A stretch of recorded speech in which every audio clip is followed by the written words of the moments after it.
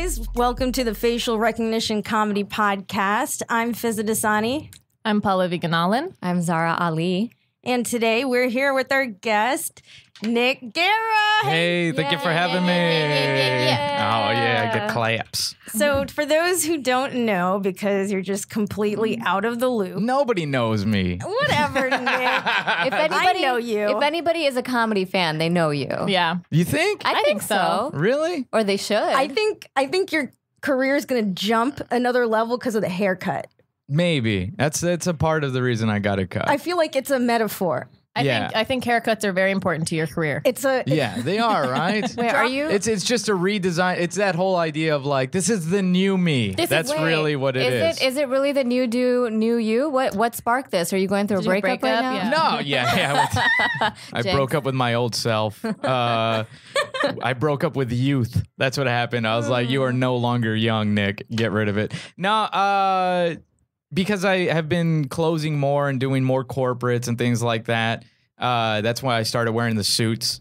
You know. Oh, it's easier to get the corporate gigs if you already have it's easier for the crowd to respect you as an artist because I have a young face. Mm-hmm. So if I go on stage in this, they're like, oh, who the fuck is this guy? This guy's a slacker. You know, and that's kind of the attitude they take with you. So a suit would tell them, no, I'm the pro. Yeah. Right. And then. Wait, so question. You're a young face, but an old soul or an older person? Oh, so like Fizza has a joke where she says, good brown, don't break down. Oh yeah, possibly. I'm 35. I'm about to be 36. Yeah, you look pretty young. Yeah. So in Hollywood, you're going for like the roles of 25-year-olds? Is that I'm going for weird. I'm not even going for roles right now. But yeah, it would be that. I mean, essentially, but also more importantly, I did it for stand-up more than I did because I've never gotten anything really in acting. One thing, but I got cut out. So I don't give a shit about the acting world because none of my money is from it. So I don't need it. Yeah, right. All my money's from stand-up. Are you saying I should wear suits to date so men respect me more? Is that there'd be some guys that'd be down for that. Hillary Nation? Yeah, man. Pantsuit Nation. But no, it's that weird signal to the audience that the pro has arrived. Yeah. And when you end up like closing more shows, often you are the show. You're the name.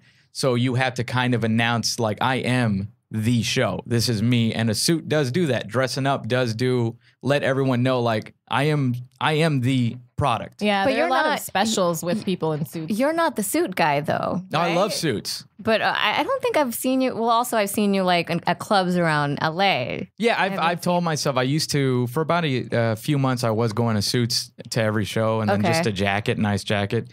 But now it's like if I'm doing past 30 minutes, I'll put on a full suit. Oh, okay. Yeah. Wow. Yeah. But most of the time, now I'm getting back to t-shirts because the problem was is that, because now I got the haircut, so I can wear the t-shirt. Yeah, balance that. Balance. Yeah. There you go. Yeah. Because the idea was I started getting, people would tell me like, oh, you're a t-shirt hoodie guy. And I never wore that. But then I got what they meant. Like, oh, you think I'm a stoner. You think I'm this. Yeah. You think, and I remember performing at a comedy club in Houston where the owner, I had already cut my hair and wore a suit, right? He's like, I saw your headshot back when you had long hair. That's what we received. Yeah. And I was already writing you off as one of these slacker skateboarder type comics. And what you did was amazing. So, so it's almost like in these clubs, they do judge us by our headshots. Yeah. Well, what am I bringing in? Oh, he looks like a fucking Gen Z comic who's going to be talking about Pokemon. So I wanted to erase that. Yeah. Yeah. Wait, has Gen Zs may have made it onto the lineups? No, but that's what they consider. People don't know that Sorry, you're getting when they talk aged about out. millennials, they're actually talking about Gen Z. Okay. You know what I'm saying? Okay. Yeah, millennials are like 19 to 36. Yeah, like that. exactly. But I think some of us are still considered Gen Y. I don't know. Well, there's It's like a very weird. There's Zennials. Yeah. Zennials is the. I hate every part of this. Yeah. That's so funny. But what you're saying is right. Like I have a friend who's like very like wide-eyed and like people always book her for clean comedy, and she's like, I don't do clean comedy. I just look like a clean comic. Yeah. It's a struggle when you had to fight the stereotypes of what people immediately think you are. I don't want to look like a pharmacist, so I have to actually dress down all the time. I wear pajamas on stage. I hate. I also hate. But I hate that idea. Like I want the writing to speak for itself and to like prove itself. You do, but it's hard though. They want to put you. They have to. See, the problem is that they haven't gotten the idea that comedy is just comedy. Yeah. Even though these people have seen my act, like for 10 years, I didn't say anything about me being Latino because I wanted to prove to these clubs that I could just be funny. Yeah. Right. But the minute they found that out, that's immediately how they started. Okay, well then give him Cinco de Mayo weekends. Give him that, you know. And it was like, So that's like a thing that I was talking with another friend about. Like for women, especially, like I've heard from women and men, like don't wear dresses, don't like show your legs, don't do this, don't do that. And I've purposefully like worn whatever the fuck I wanted to wear on stage, like just to get comfortable. Because I'm like, I don't know what I'm going to do in the future. In the end, wear what makes you comfortable. Yeah. You know, and if you ever get to that place where you're like, I feel powerful in this type of clothing, wear the powerful clothing. Yeah. For me, it's a suit. Yeah. So whatever it is for you, because then you'll have that confidence, you'll have that swag of I feel comfortable and powerful. Yeah. And it'll actually translate very so follow stronger. the feel good. Follow your feel good, but also follow your feel good powerful. Okay. You know, because I feel good in this. Okay. I would love to just wear hip hop shirts and be like, yo, I listen to hip hop, I'm down. But do you feel better in the suit? I feel better in the suit. So follow your feel best. In the suit, I feel like I am the performer, and you have to acknowledge that. That's how I feel. That when I'm like fake biker chick, when I have like my pleather jacket, my pleather jacket. Cause no, I get what you're saying. Cause like I often I feel much smarter, and I feel like people are listening to me when I'm wearing a blazer. Yeah. But then I'm also fighting the other thing where like I definitely look older when I'm wearing the blazer. So as a woman in Hollywood, I don't want to age myself. Yeah. But then I'm also, it's very hard. So when you're trying to do the acting and the Hollywood thing, it's like, all right, how do you want to portray yourself? That is, of course, a separate thing. Exactly. Wears the pigtails. Yeah. Yeah. Well, it's more like I want to keep the hair off my face and hide my ears. So that they can see you. Yeah, of course. Well, and that's a big part of it. And then see still the face. have like length. Yeah. So the pigtails are working for now. They're working. I just sort of follow the feel good. Follow the feel good. Yeah. Well, what you need to do is you need to follow the feel good so you gain the confidence to know that you're funny so that when you walk into a room, you are like, I am funny. Yeah. This audience will find out I'm funny. And a lot of comics don't prepare in that sense. Yeah. They don't give themselves the confidence. Like, it's like, write the easy jokes, write the hard jokes, dress in the feel good, get that confidence of being on stage. Yeah. So that when it's official, when it's like, yo, okay, you got to film 15 minutes for HBO, you kill it. Yeah. Because you're like, I know what I'm doing. I have done this in every single form of dress. I've done this in every style that I want to do. I've approached it whether the mic is in the stand or not. I've killed it every single way. I know how to handle this. Dress for the minutes you want. Exactly. That's exactly it. Cool. Yeah. All right. You got any other crazy advice? I don't know. So you were on Last Comic Standing, yes. right? How long? What year was that? I don't even remember. To be honest, season 8. Season 8. Yeah. How did your life change after that? You know what? Doing a primetime show brings in a different audience. So it was fun. It was good because I think Last Comic Standing, especially since they really put my face out there a lot, like I was in a lot of the advertisements, even though I got eliminated. You're like, he's got a young face. It changed. Yeah, exactly. It did kick off. That kicked off with like NACA and everything. Oh, cool. You know, that got me more into that. The college game. Yeah. I finally had a really legit clip because I had the Stand Up Revolution with Gabriel, which was also good for NACA because Gabriel. How did you get connected to Gabriel? Just by being Latino. That's it? Yeah. Well, we run in that circle. And we do all know each other. It pretty much people. is that. I mean, you just got put on the same lineup at some point. You were like, I love you. I got Mayo shows. Yeah, but also I worked with all his people at some point. Right. You know, because when you are Latino, you end up working with all these guys in some way. We have no idea what you're talking about. We have no idea. Same culture. But are you guys the same person? They want us to be. Yeah. They want it so hard. You know, like they all want us to have the struggle story. Oh, my immigrant family came and we could barely make it and I'm They all want us to have that. I mean, my immigrant family struggled, but then by the time I was born, it was fine. Exactly. None of us. And that's such a weird story to people where they're like, well, what do you mean? It's like, what do you mean? What do I mean? Pretty I'm stable fine. Household. Yeah. I suffered so much when I went to so many dance classes that my parents paid it blows people's mind because they want you to say, oh, none of my family speaks this language. I'm the first to, Also, it's not validating other types of struggle. And that bothers me. That's the other We were thing. talking about that yesterday because there's some comics with like Tiffany Haddish's story is so inspiring because she had so many struggles that she went through and she had to like raise and like, care for her family from the age of 9. And I was just like, that's like such a story you want to see. You want to see that person win. Like you want that person to be out there killing it. Like, and she seems like such a wonderful person. But then we were talking about it and I was like, I don't have a story like that at all. Some struggles are more subtle, are more internal. There's so many different types of struggles. Of course, that's like a movie. Yeah. What she's been through. Honestly, I think you could dress up, not to downplay Tiffany's work, because, I commend her and I like tell everybody to read her book and whatever. Someone's about to shit talk. Zara loves. I love Tiffany. Zara shit talks a lot of famous people. Kidding, she fucking loves Tiffany. I love Tiffany so much. We love Tiffany. Go listen or watch or read The Last Black Unicorn. It was awesome. yeah. I laughed. I cried from laughing. Like, it was hilarious. But I feel like in Hollywood, you could turn any struggle into a movie. Yeah. Like you can make any struggle. Well, Malibu's Most Wanted. Exactly. They turned they turned a Malibu gangster rapper into this is a story you need to hear. And so I think Beverly that's Hills why, Chihuahua. Yeah, exactly. I think that's why like people love comedy because it's just like turning like any sort of tragedy into laughs is what people want, right? Well, So people want to be inspired in that sense because all of us are dealing with depression. Yeah. So to see somebody still have fun, even though we are in a depressing world, excites people. Yeah. And then absolutely. I don't know if it really hurts them to know that, but I also lived okay. Yeah. This is a thing I've run into within the comedy circle is that there's some people who like judge you for like if they think that you're like rich or like well off or whatever. They're like, you didn't, there's a few people I'm thinking about, but they're like, you didn't struggle, you didn't like earn You're this, not homeless. You have no idea how to be funny. Well, that's you're responsible. Like that's an insecurity different thing. because it makes them feel like their struggle is not valid for whatever reason. Yeah. It's not you, it's not your struggle, it's their judgment. There was a Kristen Shaw like said she was in an interview and people were like talking about like comedians and depression and stuff and they were like, do you have to go through tragedy? Do you have to be depressed to be funny? And she's like, I'm always been pretty happy.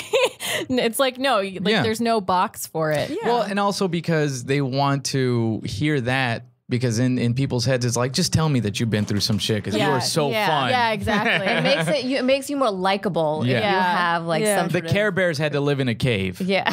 That's so funny. It's like, you guys don't live in a nice house, right? In a cave? Okay. Well, glad fine. you care. That's so funny. But did you ever have that early on, or did you have that at any point in your comedy career where people are just kind of hating on you or just giving you a hard time without even actually knowing you or trying to befriend you? I think we all do, but especially if you get in, like, well, first off, because I am a Latino male comic, Latino men are very jealous. So yes. Wait, Latino men? Yeah, well, they are extreme. A lot of people are, but when you're in their realm, they feel like you are taking the one spot. Yeah. Oh, so it's very competitive. Very much. Yeah, so. you guys also have there can only be one mentality that's been imposed on you. Subscribe to the idea of a lack, like not everyone can have. But the problem is because most of them sound the same. That's the problem. There it is. Yeah. Anytime somebody has that kind of jealousy, it's like, well, you're just not writing in your own voice. That's it. Do people get mad at you because of the suit? They're like, oh, you're just trying to be different in your suit. They want to say every part of your success is other than the fact that you're talented. Yeah. So yes, I did have people hating on the suit for a bit. And I was like, I just like the suit. It fits. But they kept trying to figure it out. I've heard other things that people said, but it's usually just innocent ball busting, nothing too big. Yeah. But in my head, it's because I like it.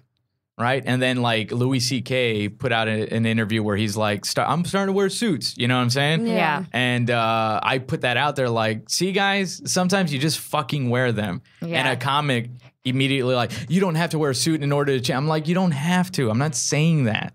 I'm saying that stop questioning it. I feel like I hadn't experienced that much high school drama until I started comedy at 27. It's weird. Well, it's because let's say, like when you are funny, Yeah. They don't want to credit that to you. Yeah. They want to be, well, it's because you're female. Yeah. Well, it's because you guys all work together. Well, it's because they never say it's because they're funny. I've gotten it's also it's all your insecurity. You're pretty and you have some jokes. And I'm like, oh, okay, thanks. So it's because I have jokes. It's say it's I have jokes. The jokes are second to being pretty. Yeah. You know what I'm saying? It's like, no, I have jokes, motherfucker. But I feel like they're saying it because of their own feelings of feeling unfunny. So it's like they got to make you unfunny. Yeah. It's also like there are some comics that are fucking hilarious and they don't get booked as much as I do, but it's literally because I can look people in the eye and like talk to people and like I'm not like shitty to people. You know, there's some comics who like don't understand. They know that they're funnier than I am, but they don't understand like what the difference is. Yeah, or they just don't have the skill set. You can't hang in the green room. Yeah, but it's like, or they don't have like I'm lucky in that like I've had a previous career where I've had to be organized and I've had to like use Google Calendar. So we don't. You have executive skills. Yeah. So they don't have like the other skill set that you need to like book all these shows and like keep in contact with people. And then they're like, I don't know why the fuck you're getting booked. Like you're not as funny as I am. You're good at she's our COO of facial recognition comedy. She's very good at like getting everything together, all the administration, reaching out to people, knowing when things are due, when deadlines are operations, all the operations. So like that definitely helps her. And also like when she gets into the room and on the stage, she's amazing. So like she has every skill set to back it up. So when people start hating out of it's like, do you even know how hard people work? Because all that stuff is hard work too. Well, usually those people are frustrated. Yeah. And I've told comics, I'm like, frustration is knowing what you need to do and not doing it. Mm-hmm. That's why you're frustrated. You know what you need to do. That's so true. Yeah. But they don't want to because they're lazy. Like I had a buddy, I don't know if you guys know him, Mark Agee. He, so he wrote for Jeselnik Offensive, wrote for Comedy Texas Knockout. Comic, right? Yeah. And back in Texas, he used to work for the Dallas Observer. Right. And he told me back then, he was like, when we all came out to LA, because he started getting writing jobs, he's like, I'm not funnier than you guys. But thanks to me working at the Dallas Observer, I know how to meet deadlines. That's the only difference. And there are a lot of comics out here who like didn't go to college or whatever and didn't have to like meet those didn't get that training. Yeah. It's all a skill set. Yeah, it's it like is stuff you just have to practice. And like there are things in comedy that I don't know what the fuck I'm doing, but I just like keep trying to like get better at it. But I don't see that too much in like other markets, but in LA, I think you just get like a slew of people from all different types of backgrounds. Like in New York, there's a certain kind of like everybody's kind of on a hustle and grind or whatever. Everybody also has like some kind of crazy day job because it's way more expensive out there, and even in San Francisco and stuff. So, but when I come out here, it's like people who just don't even know how to like common decency on stage, or if they get hecklers immediately thrown out of the stage, or they just and it's just, and these are like celebrity comics. Yeah. And I'm like, wow, you can't do that. You just destroyed your brand in this room of 300 people. Yeah. Like people in LA are probably going to think that you're a jerk. Yeah. Do you really want that? And I think that's what, it's just like personality. Like how do you want to, it's kind of tied to branding. Like, how do you want to appear? It is, definitely. Yeah. And it's funny that you mentioned that about LA, because if you really think about the personality that comes to LA, all of us, everybody that comes to LA is like, I'm going to take over. Yeah. Some of us are like, I'm going to work hard to take over. And some people are like, I'm here. You did. So that's I'm already amazing. I'm already amazing. Yeah. And that's the weirdness that we get. And then there's guys that are like, I'm hustling to take over, so. It's a fucking, it's strange, isn't it? It's a mess of different personalities for sure. And I think the fact that there are so many different paths to like fame and success is like really throws people off, because if they like see someone get something, like they would not have gotten it that way. Like they would not have made that YouTube video that went viral, but they're still jealous. They're jealous. But it's like you wouldn't have, that's not your path. Like your path is something else. That's all it is. We can't follow the same path. Yeah. And it's funny because I've been telling guys about like podcasting and videos and stuff like that. Before we had the chance to basically self-publish, because that's what podcasting and all that is.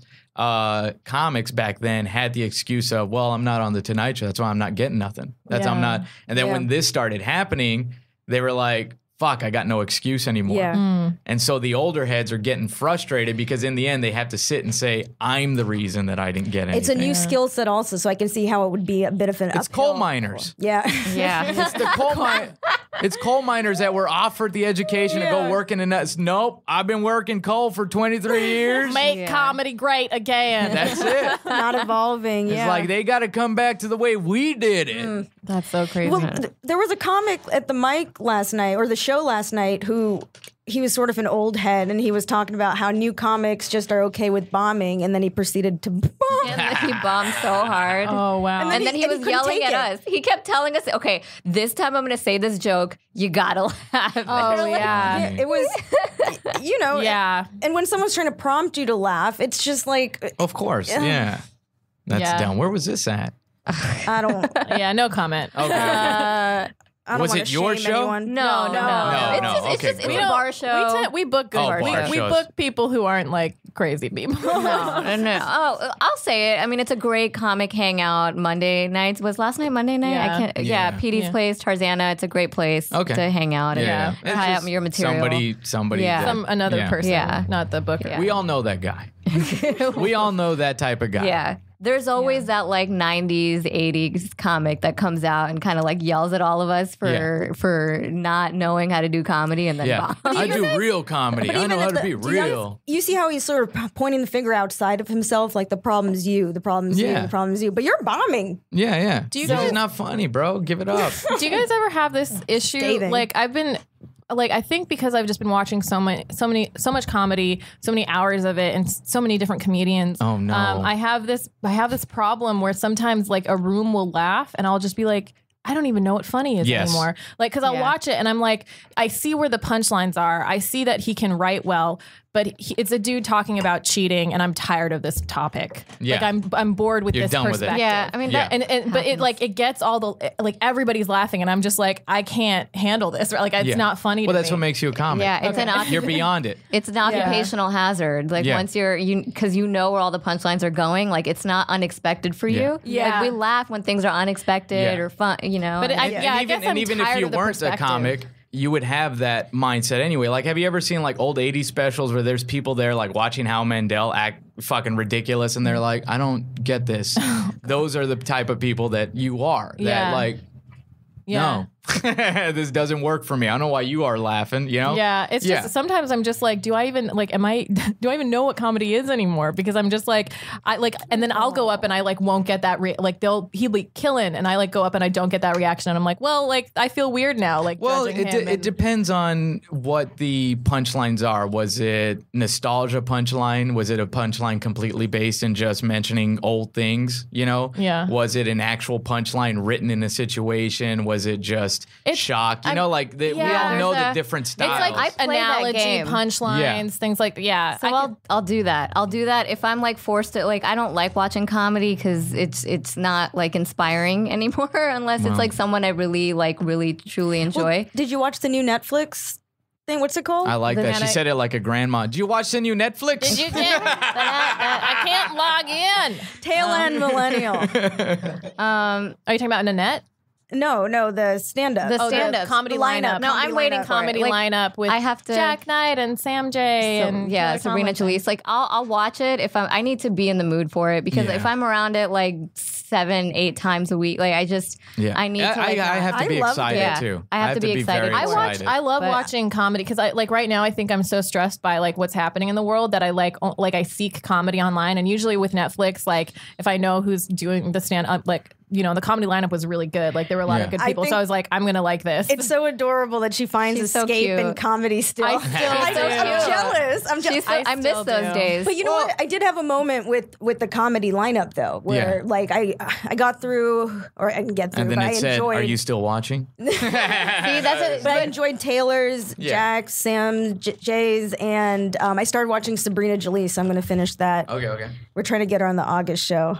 Yeah, she hasn't emailed me back yet. But so here's the thing. But like when you're at these shows, it's like sometimes you have to watch. There's no green room. You can't escape. I tend to escape in a corner and like get ready mentally or whatever. But you always pay attention. Even last night you were watching the whole time. I pay attention because I mean you guys are all my friends, right? Yeah. So if I can like figure out a tag or whatever. So this is the game I play. Like I find out like if I'm listening to comedy, it's like, all right, was that a pun? Like why was that funny? Was that a misdirect? Was it a pun, like the same thing that you were saying, like why did this punchline work? Was it the delivery? Was it something else? Was it like was it just the fact that people think they're funny because they're presenting the character? Are they doing a character? Is it really truly the writing that's funny? So like I play that game because it keeps me awake at 1 a.m. when I'm like waiting to get up. And two, like it keeps my it's a mental exercise. It keeps my brain going. And it also helps my friends if they need like tags or whatever. So. Well, you know, it's funny. A friend of mine called me the joke mechanic because people can take their, like, I've been helping people figure out late night sets. Yeah, because I'm like, I was listening to a comic's late night set that he wanted to submit. And in the first joke, I was like, you literally took us to 3 different places. You took us to Egypt, France, and back to Brooklyn, this and that. And you took us to 2 different time zones. And that's exhausting. And I explained, like, this is a lot for the brain in that much. So you've got to choose a location. You've got to sit with this, you know. And that's how I look at jokes. I'm like, what is actually being said? And as an audience member, what am I trying to imagine in order to get your joke? Yeah. So do you write your comedy like that? Do you try to make it as like simple and clean as possible? Like you don't make the audience work too hard to get to your joke? Yeah, I don't give them a lot of obstacles. Okay. I want them to know exactly what I'm hitting at, you know? And I learned that I read Stephen King's On Writing. Have you read that book? I haven't. Yeah. It's a great book. You read it, right? Yeah. So, you know, the second draft is the first draft minus 10%. Yeah. You know, don't describe everything. Let them imagine it. Just get it out there. The whole rabbit with a 9 on it, right? So that's kind of how I think, right? And I noticed it in a joke I used to have, or I still do, about shoplifting. So when I first wrote this joke about shoplifting, I talked about how I would shoplift donuts from ice cream was the first punchline. It's like, yeah, because if I got ice cream, you know, and I eat it before I get to the front of the line, I'm going to take it, whatever, right? And it would get chuckles. And then I would tag it up with, yeah, because if I got a donut, then there was a night where I only had a short set. So instead of saying ice cream, I just went to donut. And it got a huge laugh. And then I realized, I was like, oh, ice cream means so many things to different people. Some people think bowl, some people think cone, some people think popsicle. They don't know what you're getting at. Like he's walking up with a bowl of ice cream, like they don't get it. Donut is singular. It hits it. It's done. There's no questions what a donut is. So you think something, what people imagine, the visual is very important. Yeah, like how many things are you putting in their way for them to understand what you're getting at? Yeah. You know? It's weird how comedy is like a weird balance between what's universal and what's esoteric. Like the specifics are important, but it has to be relatable to everyone. It has to have like that feeling that hits with them. It's such a hard balance to get. If the specific is so on point, everyone will get it. Yeah. You know? And I do... It's funny, I'll write jokes where I have what I call the general punchline, the specific punchline for everybody, and then I'll have the added tag that may have a different imagery, but even the people that don't know what I'm talking about have gotten the first joke, so they understand this is the other part of it. Yeah. You know, and I do that on purpose.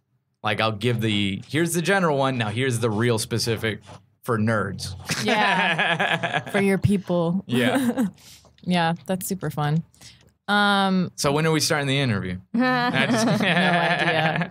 This is just us taking notes at this point. Yeah, we're just learning. I'm sorry. I'm actually trying to write a book about all the mess in my head about stand-up. Oh, really? Yeah. That's cool. Yeah. Just so I'm like, it's out there if you guys want it. That's awesome. Why is it such a mess? You feel like you've had a crazy journey in comedy? Yeah, a little bit. But also because since I do have that weird mind, like people come to me for advice and this and that, and to me, it just sits in my head. I have nothing to do with it. If I keep it in my head, I might as well just tell people. You have a lot of information to share. And you know, like the whole idea of Suits and which move to make to New York, LA, and how you know when I want to call it the first 5, which is basically describing how to handle the first 5 years of stand-up. That's cool. You know? So have you had that like internal debate in your mind? Like New York, LA? Yeah, I did. And all signs pointed to LA. But now I wouldn't mind going to New York. But I did take into consideration before I moved out here, because a buddy of mine went to New York and I went to LA, right? You know, and I just noticed that all of my connections ended up being LA connections. Yeah. So I was like, okay, before I moved, I was like, I have more people out here for me, so I might as well go there. Well, also for you, like when you were first starting out, were you labeled a Latin comic right away and you had to do all those rooms? Yeah. So you probably had right so much more. So you had all those opportunities in California. Yeah. I met a lot of California comics that way. Yeah, makes sense. Because they put us in the Southwest. They put us all together in the same room. How long have you been doing comedy? For 13 years now. Yeah, I believe so. So you started when you were 9? Yes. yes. That's so great. What would you do if you weren't doing comedy? Like when you were a kid? I don't know. You don't know? That's the thing. I wonder that myself. And what are we doing? Well, what happened? Whoa. Oh, we're 30 minutes into the podcast. He just wants to give us numbers. Oh, all right. He's trying to be subtle. Don't flash signs behind Nick. He'll I was like, whoa, you're giving him the homie, light. what's up, bro? PTSD. That's strong peripheral, though. Yeah. Happening. I got to now, man. I got punched. Shall we? Yeah, let's talk about that. You got get punched. into it. What are you guys wondering about it? Okay. Wait, so you got punched by another comic? Yes. What's the setup to where? this? What happened? Yeah, what the hell? Oh, man. What were you doing? What were you wearing? How were you asking? I was asking for it. Where were you? And well, let's just say that this comic, I don't know what his problem is with me other than bitter and jealous, right? Not sure exactly what it is. So we've confirmed it's a he. It's a he. He of course. identifies as okay. Yeah. I don't know. I don't think any Zara female doesn't hate I don't think men. any female comic is threatened by me. No, I don't Well, know. now that you have my haircut, I am. Oh yeah, all right. I don't think they're getting my gigs, and I'm not getting theirs. I think we have distinct markets.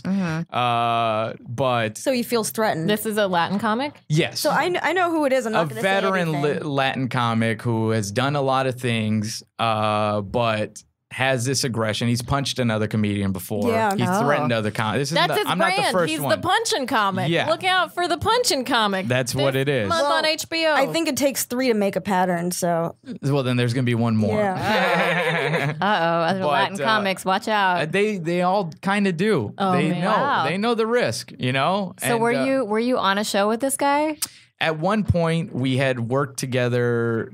Because he likes to mentor people, and sometimes like you got a twist from the hips. Actually, we did go to the gym together. Oh, and we, no. yeah. Really? But the thing Wow. is that I think the problem is that when you're dealing with somebody who has a big ego and has that male machismo, they want you to be lesser than them Yeah. because that's the power they have. And then when you kind of match them, they feel threatened by it. Like, you're not really a mentee, you're a peer. I think I know Yeah. who this is. I've definitely heard of comics who book their openers and they make sure that they're not as funny as they are. Yeah. And they purposefully do that. Yeah. common. Which is the It stupidest doesn't thing in make the world. sense. I me at don't all. respect headliners who do that. Yeah. No. You need I to see have that a on lineups good all the show. time. Like, what are you doing? Up your game. Yeah. It's just insecurity, right? Yeah. So I'll just cut to this. I had 2 other incidents with that guy. This time it was after my last 2 other show, incidents where it was just like a mouth off. where I knew that he had problems, with, but verbal? I'm Okay. a respectful Mouth dude. off, I the actually prequel to Face Off. I actually never mouthed off with this guy Yeah. because I never saw it coming because I Okay. didn't think we had problems. Okay. He sucker punched you. Well, he sucker punched me that time, or the third time. Okay, so like you had 2 incidents before where he was And off with you or he said something? Yeah, Or- where I okay. could see that he had something wrong Okay. with me. So Okay. after the second incident, I just avoided him in every way possible. Okay, and this If was they- here in LA or somewhere on the road? This was in LA. The incident I'm gonna talk about was on the road. Okay. Right.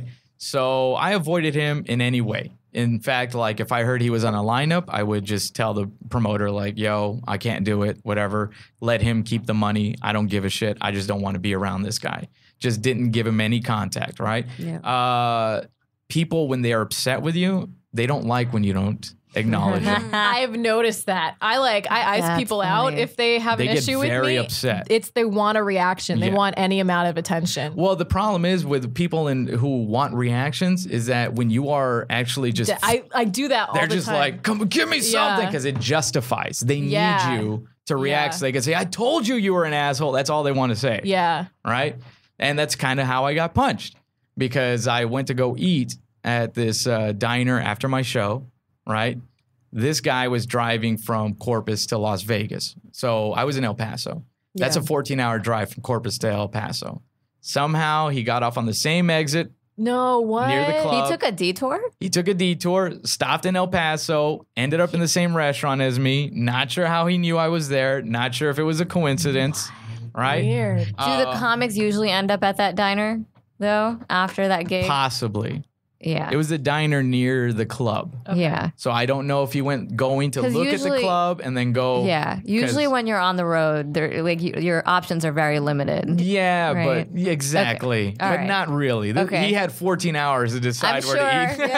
I'm sure you've tried to rationalize this. I've so many ways, I've seen it in the coincidence way, and I've seen it in the blatant I'm looking for him way, right? Yeah. So, and where do you think this lands in that spectrum? I think it landed in he was looking for me, didn't see me at the comedy club, just happened to pop into the restaurant, and I was there. And it all worked out for him. Yes. I think he went looking for me at the comedy club. Okay. Damn. And nobody was hanging out outside. Okay. And then just ended up in that restaurant, right? Did you see him in the restaurant before it happened? I saw him. Okay. And I was sitting facing the door. Yeah. And I saw him, and I didn't know. Were you by yourself? No, I was with my feature. Okay. And he was with his feature, who's also a friend of mine. Yeah. Right? Good guy. Yeah. So I told my feature, let's switch. Because I just don't want him to think that I saw him, and maybe we could just ignore each other. I can eat and I can leave, and we don't have to say hi or anything to him. So I switched seats to not talk to him, not even notice him. He came over purposely, pretended I wasn't there, said hello to my feature, like a bully. Yeah. He wanted me to know he was there. Yeah. Right? And then he walked over like he didn't see me sitting there. Like, I'm like, it's a booth, bro. You know I'm fucking here. Right? His feature came up to say hi to me, right? So this is what he did. He went up to my feature and was like, hey, man, I love working with you. I think you're a great comic. Great to see you on the road. Walks back to his booth. My feature comes up to me. I mean, his feature came up to me, and I was like, hey, man, what's up? Hey, I wanted to say you're a great comic. I love seeing you on the road. Hope to work with you soon, right? And that's when he heard that. And he was like, really, Nick? And he fucking came over, cornered me in my booth. He's like, you going to fucking mock me, bro? And I was like, yeah. And that's when he punched me. Oh, wow. So you said what he said, and then he overheard that. Because I was like, bro, I know you were here. Yeah. But I didn't think he was going to fucking punch me, you know? Oh, so you were poking him. I poked a little. Yeah. Very little. I'm not saying you were asking so for little. it. That's so subtle in a comic way. Merit a punch at all. Because it would have been different. I was like, fuck you, fuck that, bro, come over here. I didn't say any of that. I mean, if you think about it, we roast each other much worse than that on a daily basis all the time, all day long. Exactly. Yeah. But he couldn't take it. I was just He couldn't take that simple, tiny little ball busting. Then what happened after he punched you? They pulled him off of me. He got in his car. See, El Paso was right next to New Mexico. So he was gone. They were right back on the road. Were you out injured? Of the state. Did you have to like go? I mean, go get my treatment? face was a little. You had scratch. No. I just tender. Yeah. And my shoulder, up until today, this is like May 27th, it still hurts. Oh, but man. the pain's going away. Oh, this just happened. Yeah. Wow. Okay. Yeah. So the biggest thing was my shoulder up until now is still.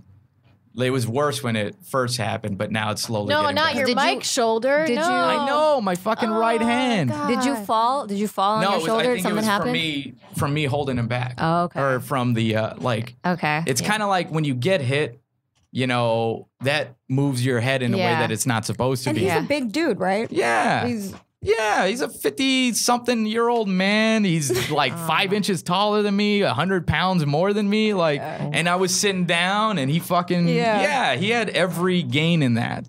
And I didn't punch back because I don't fight. Yeah. That's the first time I've ever been punched in my life. Wow. That's how non-aggressive I am. I mean, you're such a likable guy. Like, I don't understand. It's just, so confusing to me. When you have a strong personality, yeah, that's it. Even if, and I don't mean strong as in I'm in your face, just I am put together, that feels like a threat to people with weaker minds. Oh, is that why people hate me? That's what I was pretty much. That's like I've been having that issue where I have like a couple people that have an issue with me, and then I ice them out, and it pisses them off. It's because they're aggressive. They're kind of scary because they need you. Yeah. And you intimidate them because they feel like fools, but you're like, no, I'm just not. I'm not aggressive. I'm not going to participate in this. Yeah. You're not aggressive. I'm combative. Combative. No, combative. That's like my brand now, I guess. It happened. You know what's so funny? It's equivalent to, because it happens to a lot of women, right? In the sense of, you turn down a guy, all of a sudden he's like, fuck you, bitch. Like, but I'm not interested. Yeah. Yeah. And it's that you're same like, you're thing. not bothering me. You're not a part of my world. You're not I'm anything not I like. thinking about I don't care about you. I'm and doing some my own people shit. go nuts and then they 32 texts. Yeah. I can't believe you're like to fuck you to this. It's a little exhausting. I've gotten that before. Yeah. It's a little exhausting when people are trying to pull validation out of you, and you didn't ask to be part of that. Yeah. It's just like the dude who was bombing, who was like, okay, guys, you need to laugh. Like, that was such a Yeah. I tried. We were sitting all there. gave a valiant effort to laugh. Yeah.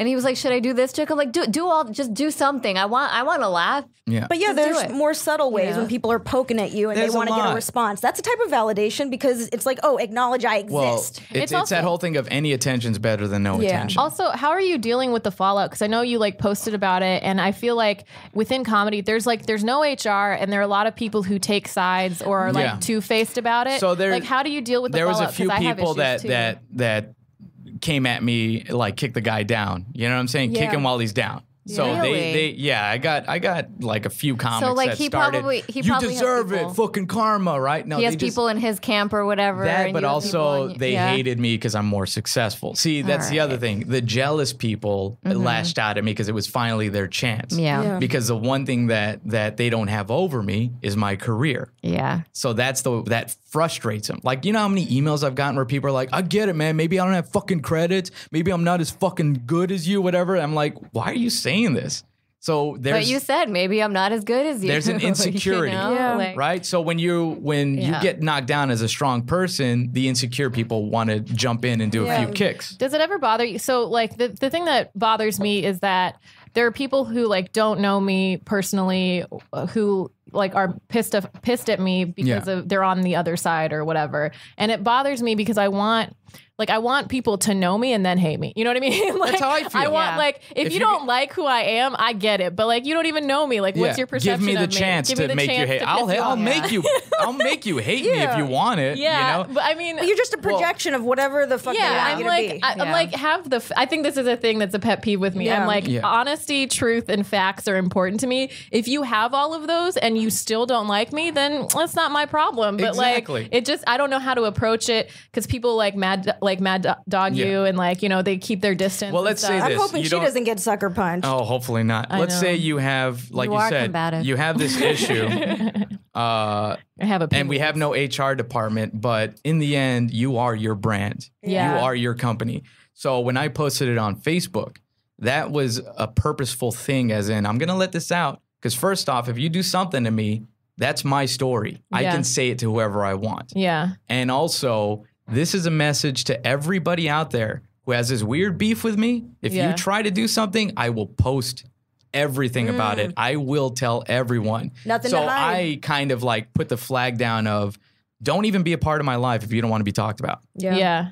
If you want to have beef with me, I'll talk about it. Yeah. You know, and you kind of have to do that. And also the other thing is you can't affect my career because I've grown it without you. Mm-hmm. Yeah.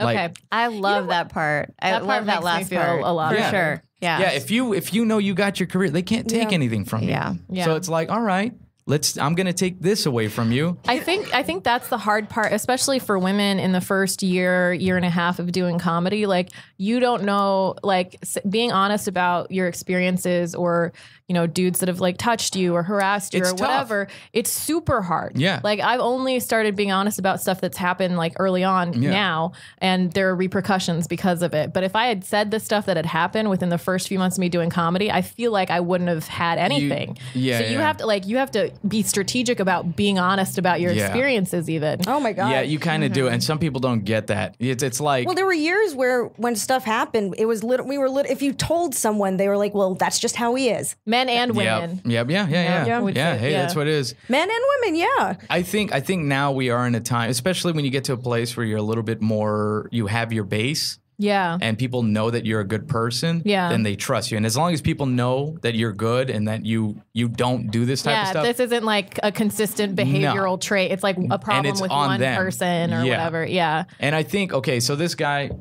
he's taking pictures. Nick's like every time Paul moves, Nick's like ready to fight. So this guy, you still have some PTSD? You can tell he's like looking behind him. He's like, all right, what's happening? This guy had punched another comic, but that comic was a trained fighter.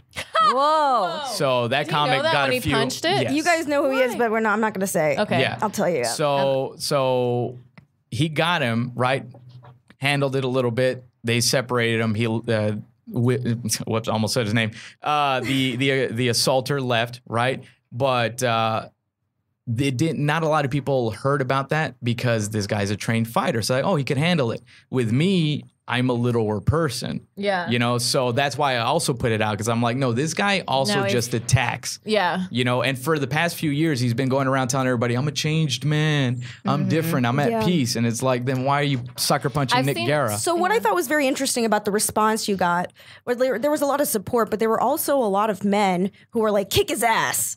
Yeah. Be a man. I'm like, nah, man. There's a lot of it's that machismo, that fucking street rules. like, don't snitch. I'm like, we're not in prison, fool. Also, like we have careers to care about. Yeah. Like we have things on the line. Yeah. That's like that's what my approach is. Like I haven't like I've slowly told a few people that I cared about a certain like these experiences that I've had, and I'm not blasting it out there because there have been like retaliation and there's been stuff, and I just ice it out. Like I just ice everything out. I just keep doing what I'm doing, and like, but yeah, there are people who are like, be confrontational, and I'm like, no, I don't there's do that. no reason. It doesn't help. Why? That's there's my no thing game about confrontation. I don't want to spend any more energy or time or thought in this. I have shit to do. Yeah. But I also have such a strong base that immediately were like, no, you're stupid. And they went after these people for me. So it's kind of like that. If people know you're genuine and you're not a troublemaker, they will defend you. Even when someone's like, you should have done something. On the same post as when I called out the rapist, right?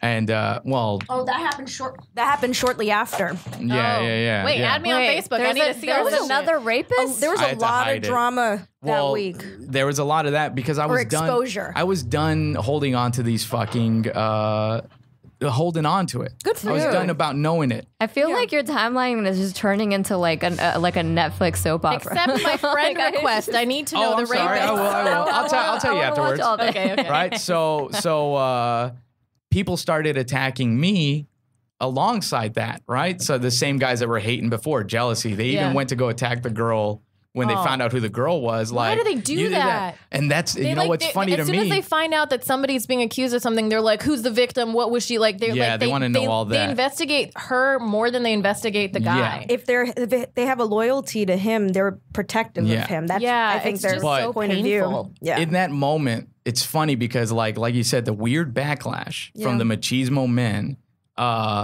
I was like, oh my God, they're attacking me like I was the victim. Yeah. And I was like, good, attack me. Because the truth is, you're defending a rapist. Yeah. I'm not the fucking victim. Yeah. But I will call you out. And I will point out how much you look stupid for defending the rapist. And that's what I did. I took all the screenshots. I'm like, look at these people defending the rapist. Look at what they're saying to my sister. Because my whole thing is, since I'm not the victim, then what the fuck, you shooting in the wrong direction, you have nothing to lose. Yeah. Whereas the actual victim, we talked, she kind of like, she was happy it was out, but she was happy I didn't say anything because she didn't want to be attacked. Yeah. That's a lot. So I took the attack. I feel that way. Like I have my own issues with specific people in comedy, but I've noticed this pattern of like women who have certain issues with men in comedy. Like it sucks to like be in the crossfire of your own shit, but we all like take the bullet for each other. You know what I mean? Like we're all willing, if it's somebody else's shit, we're willing to step in because we're like, fuck this. But when it's our own shit, we're like, oh no, like there might be something more at stake here. You know what I mean? Yeah, well, it's tough. Yeah, it's harder. Because it literally is putting yourself out there in that I'm vulnerable. Yeah, exactly. I along with shit, I said his name. we can edit it out. We're gonna edit it out. With that whole incident, it's basically like I am so secure at where I'm at in my career. I know that none of these guys can do anything to affect it. Yeah. So I had no problem, and I still do. I will defend people that I feel have something coming against them because I think people look at me as a valid source. I'm not just making drama up. Yeah. Like there was another female comic who was at the Comedy Store being harassed by a guy. She was walking her car and he started chasing her. Yeah. She saw me. I ducked into Pink Dot with her. Yeah. And just, like, hey, we'll just wait it out here. And I kind of saw him pass. Yeah. Right. And I was just making sure the coast is clear. And as soon as it was and she felt better, I walked to the store. I told a few people, gave the picture. And since I'm a trusted comic, they immediately called the manager and said, this is the guy. If it had come from her, they may have not jumped on it as quick.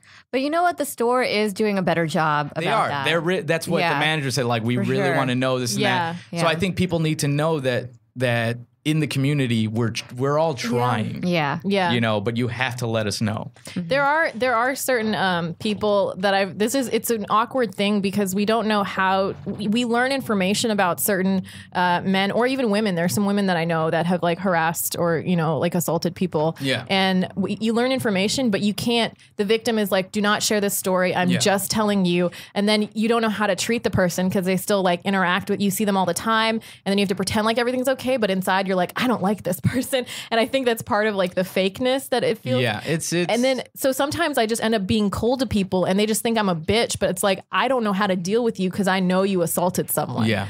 It's like it's so that's why people think I'm snarky or an asshole because I cut them off. It's easier to sort of distance because it's like I don't know who did what. We don't have. Well, it's I always side with the victim. Women, you want to believe time. Because why would you come out? You put yourself out there. I never. For anytime a victim tells me something, whether it's me, I'm like I side with you because especially if I know the other guy's backgrounds, right? And I have no problem informing if I see them talking. If I see the assaulter or the rapist talking to somebody, as soon as they're done, I'll walk up and I'll tell them, blah blah, don't do this or that. I have no problem calling these people out. Yeah. You know? There was one guy who saw me at the Comedy Store and I had been cold with him because apparently it might be the same person. He had chased somebody out of the Comedy Store. Oh, yeah. We could talk after. But it might, and he had chased someone and my friend warned me about him and he and I had talked before. And as soon as I found that out, I was just like, this dude, like, I don't want to deal with him or whatever. Yeah. And he came up to me and like, he like put his hand on my back and he was like, why are you so cold to me? And I'm like, how do you not... Like, don't touch me if you know that I'm being cold to you. Like, what the fuck? Like, you can't even read my body language. Don't touch anyone, period. Yeah. This is why I don't understand why. Like, I've had comics, like, who, like, you know, book me or whatever, and, like, just their greeting is just a hug and a peck on the cheek. And I'm like, I did not ask you to do this. Unnecessary. Like, this is supposed to be professional. I'm like, we're working. Like, I don't need your slob on my face, you know? Like, what the hell is wrong with you? Yeah. And I honestly feel like that's why I do that to the people I want to do that to. I'm like, yo. Yeah. I don't even do the fisting. I'll just do the elbow sometimes. Like I can't. And that's because, and now it's like, oh, she's a bitch. She this or that. She's cold. She's reserved. Yeah, but you know, she's not flirty all you got to keep doing is just keep getting funny. Yeah. And then they all disappear because the truth is, like, you know, eventually, well, I mean, you guys will never need them. Mm-hmm. You know. And that's what I tell other comics, female comics. I'm like, you realize that when you get it, it's set. You're Kathleen Madigan. You're fucking, Lisa Lampanelli. You're DeGeneres. You are set. So for you guys, it's like, just fucking focus on being funny. And then they'll never.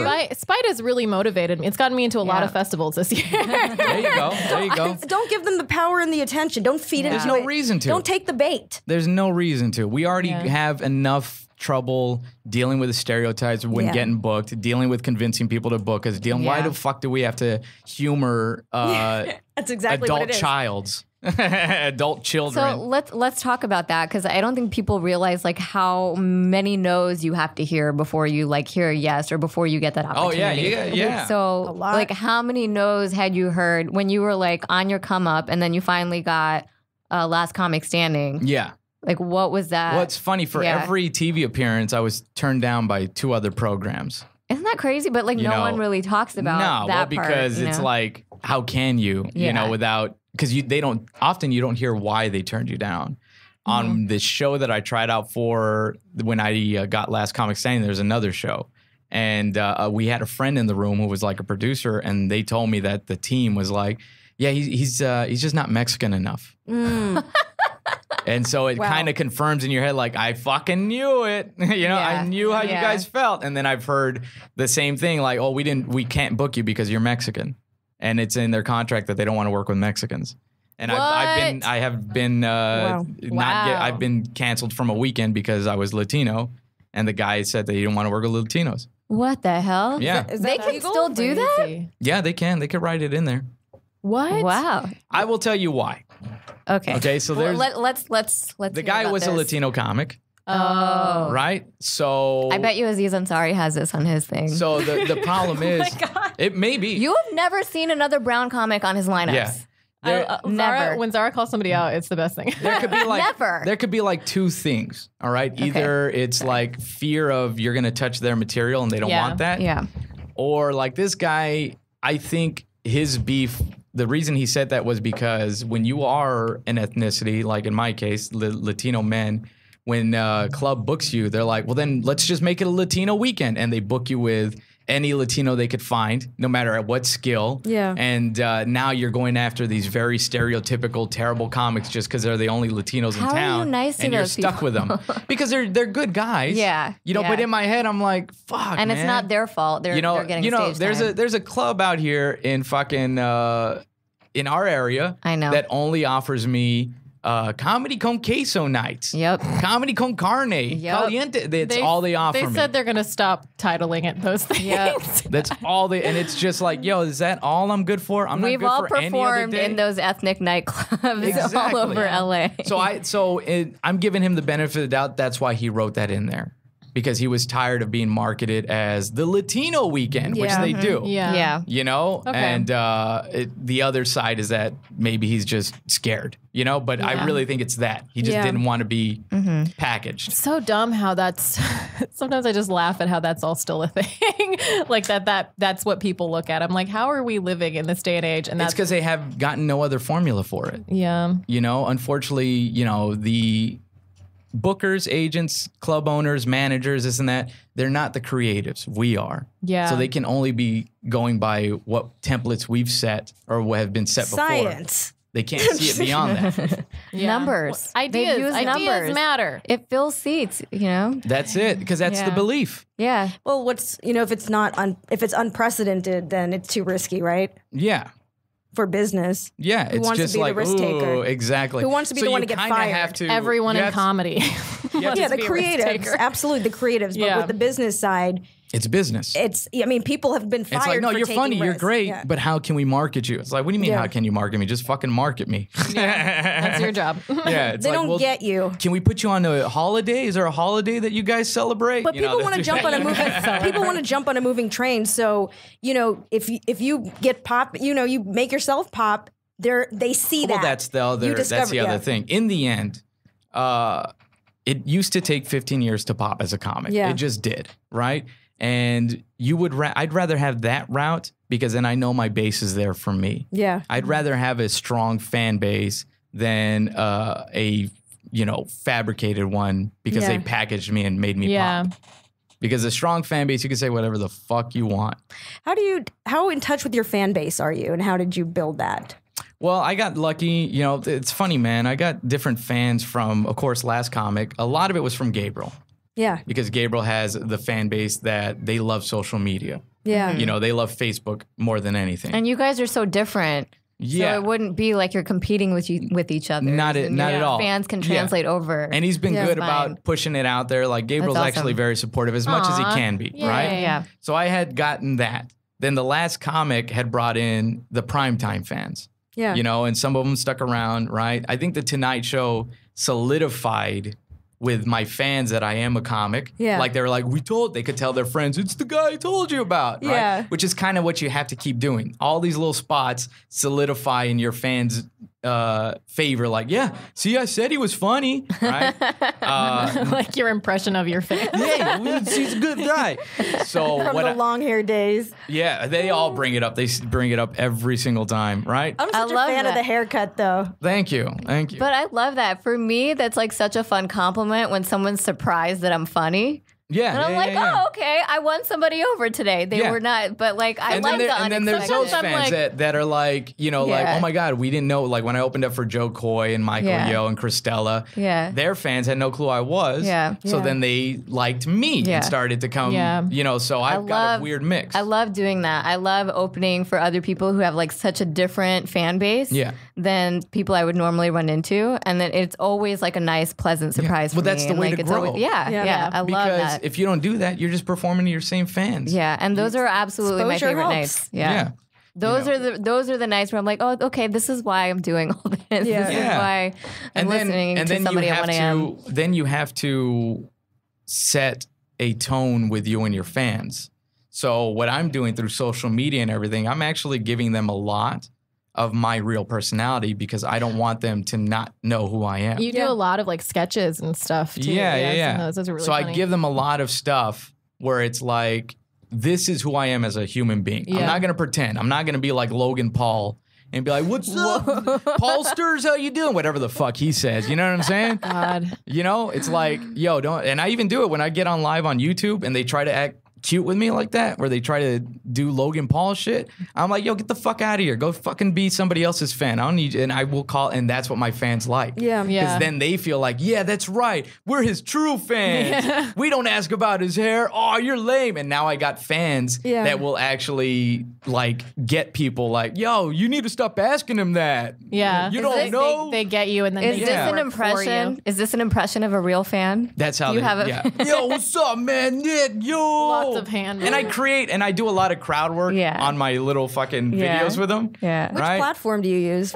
I use them Instagram all. a lot. I use Instagram a lot. So what I'll do is I'll start Instagram Live and I'll start YouTube Live on a laptop and I talk to both. Nice. And then I'm say, all right, guys, I'm gonna reconnect on Instagram and I'm gonna go to Facebook Live and then I talk to both. You're so coordinated. Then I'm like, you know what, guys, I'm gonna go to YouTube and Facebook Live and I'll talk. Yeah. And I do it both because at some points this conversation dies down, but this one picks up, and then this one dies down, and then this one picks up. So I just keep talking to them. All right. I think we got to wrap up. Oh, sorry. No, it was all very useful and fun information. Yeah. We ask our guest a couple questions at the end of the podcast. All right. One of them is, so we're South Asian, Desi comedians. Who is your favorite Desi South Asian celebrity? Celebrity? Yeah. There's like Russell Peters, Hasan Minhaj, MIA, or we can be flexible. Or it could be just person. Who stands out to you. Yeah. You guys gave in real quickly on that. He was still thinking about it. Yeah, because I was going through the names you just said. Yeah.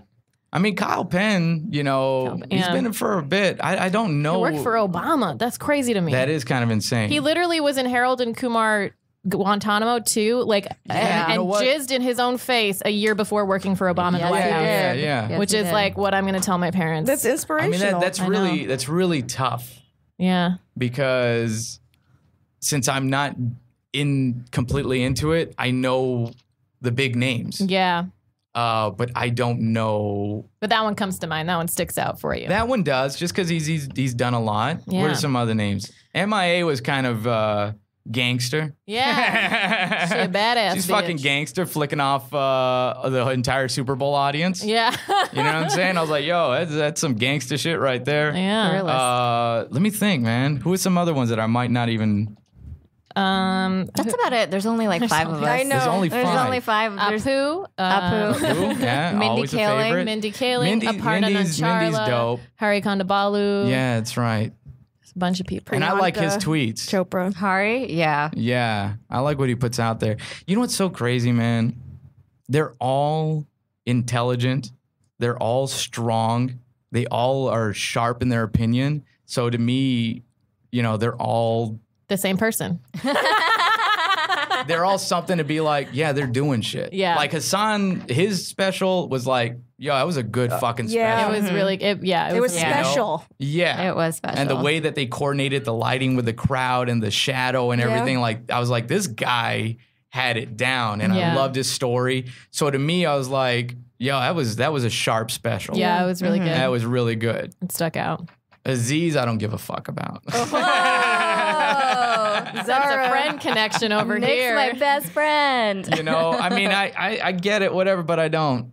I'm the same way. I think when that article came out, a lot of people felt like the heart wasn't there as much as it with Aziz. The Me Too thing. Yeah, because I think like they thought he was one thing, and then they read that article. Because that's what he presents himself as. Hey, I'm a goofy guy. I hang out with Kanye. Yeah. So when something serious like that happens, it brings that like, yo, you have a dark side to you. Yeah. You know. Whereas I think like Hasan, like a part of the reason he's so like lovable and stuff is because it feels like his heart is in everything. Genuine. He's always been genuine. Yeah. It's not like so much brand management on his side where Aziz tried really hard to keep a certain brand. Yeah. And when he even wrote a book called Modern Romance, like siding with the women. And then you behave this way towards women. Like, who are you really? I don't care for a comic whose big jokes are about how they hang with celebrities. Yeah. I'm like, who gives a fuck? A lot of comics who are getting into or people who are getting celebrities who are getting into stand up now, that's all of their stand up. That's all they have. Yeah, it's just Jeremy Piven has great celebrity stories. I wasn't gonna name him, but I did. Yeah, I did see him at He's got great celebrity stories. He also got. Have you seen Madonna's 5-minute set on Tonight Show? Oh my god, that's terrible. Oh my god, really? When was that? It was years ago. So bad. It was years ago, and it was just she was in her like leather leotard. It was she so had a bad. Gold grill or some shit. It was bad. so bad, and it was awful. We gotta watch it. Yeah, I don't need to again. But a lot of the celebrity, like the Jeremy Piven thing, I saw him at a show. He went up after me, and I didn't realize that he had gotten Me Too'd as well. Like and then they're all just coming into comedy because they're like, where can I assault people and not get any repercussions? Because their agents and teams are like, yo, you do this, we'll get you $25,000 a weekend. Yeah. There's a lot of managers and agents money. But that's crazy that they just all come into comedy. And then you get applauded. You know how much these people want to be applauded and Well, the loved? clubs take them because it's like, oh yeah, the celebrity's absolutely going to sell this out. They have a base. They're going to sell it out, you know? I mean, I get it, you know? So I guess Hassan and Mindy. Okay. I love Hassan's authenticity. That's what it is. I feel like that. Yeah, he's a good dude. Makes me feel invested. I hope he's a good dude. You better not be a motherfucker. You know what I'm saying? That's literally like women will be like, hey, you know this guy, like, should I go on a date with him? And I'm like, I don't know of anything he's done yet. Like, that's all I can, that's the best thing I can say about someone right now. And I think Mindy's a really deserves the spot that she's getting. You know what I'm saying? She seems like she works really fucking hard. That's why, you know, she seems like she's... That's a fucking fight. I remember seeing her in 40-Year-Old Virgin, you know, and just having that fight of getting into the office, becoming a thing, getting into all that, and actually like making something of it. That's a hard fight. Yeah. You know? Yeah. The other question we ask is, do you have, this is a safe space, do you have any questions about Desi, South Asian people that you think are dumb or like that you haven't asked anyone or that you're curious about? Dumb questions. No, not at all. Anything that you're curious about? Did you have a friend named Raj growing up who did weird shit? I do have a friend named Raj. We all do. Yeah. No. Okay. How about this? Why are the men so spoiled like little princes? Oh, yes. That's the big thing that I see. Yeah. The men, every man, because their moms is and a little dads prince. treat them that way. It's traditional. They carry on the name. That's the only beef I have. Maybe that's why I don't get into their You heard it here, dudes.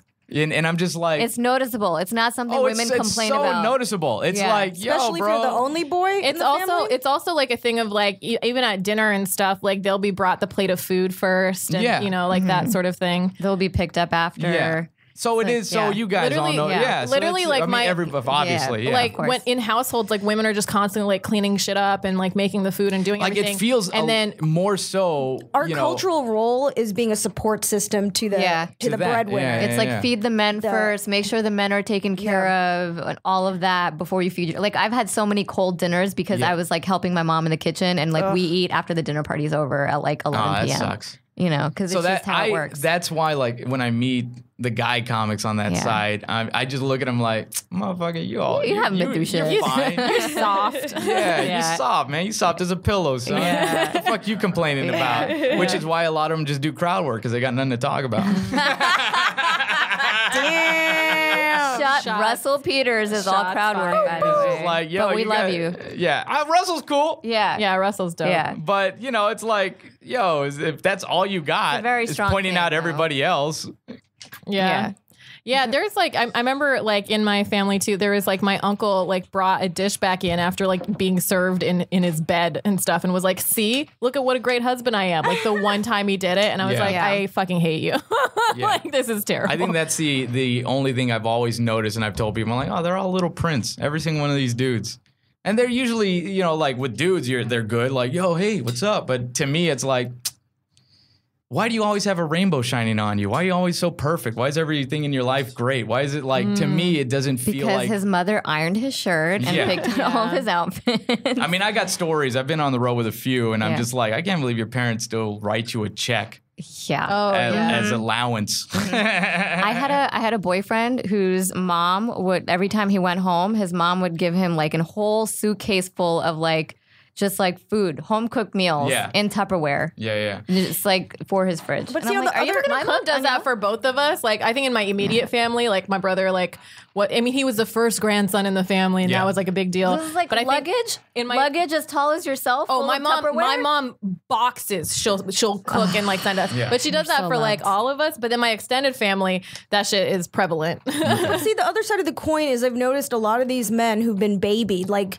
had the food literally put in their mouth, have an issue when they're by themselves and being independent and taking care of themselves. Yeah. And they also have an issue with their own success because in the back of their head, they're like, I have earned none of this.